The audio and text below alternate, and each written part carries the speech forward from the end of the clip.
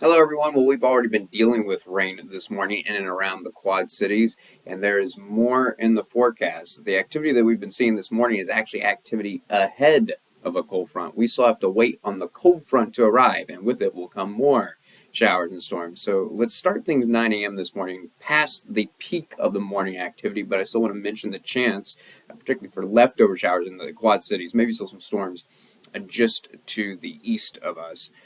I do think by 11 a.m.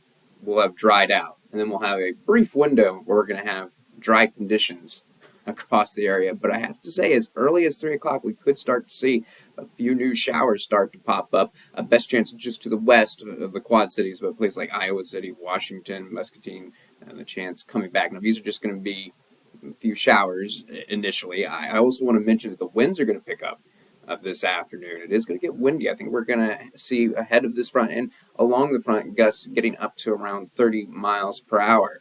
And humid today. I do think we're probably going to see temperatures rebound even after the morning rain into the upper 80s as we get into the late afternoon, but not feeling that cool. With the humidity, it is going to be feeling like the low 90s where we're sitting in the upper 80s. Now, I'm pausing things at 5 o'clock because that's when the front is going to start pushing in.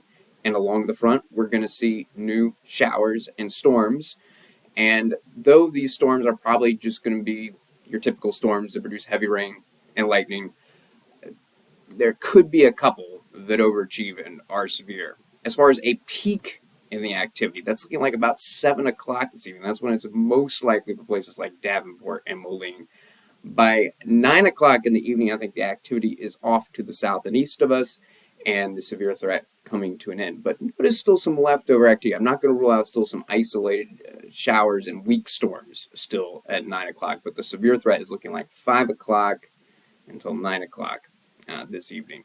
And actually, I've got to keep the chance in there, probably just for weak storms for a couple hours, so maybe about 11 o'clock, but the chance for some isolated stray showers really through the overnight hours. But by 7 a.m. tomorrow morning, it is going to be completely dry. And I tell you what, tomorrow is looking like a nice day.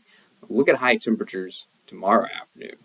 We're talking about 10 degrees cooler than today and low humidity.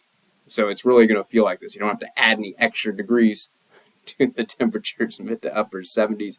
And it will be breezy in the afternoon, but I think the wind's a little bit lighter today, gusts mainly around 25 miles per hour. So to summarize the severe threat, concerned about that window of 5 o'clock this afternoon until 9 o'clock this evening as the cold front is working over us. Scattered showers and storms. Most likely in those storms that pop up, it's just going to be heavy rain and lightning. But there could be one or two that are able to produce wind gusts up to 60 miles per hour and quarter-size hail.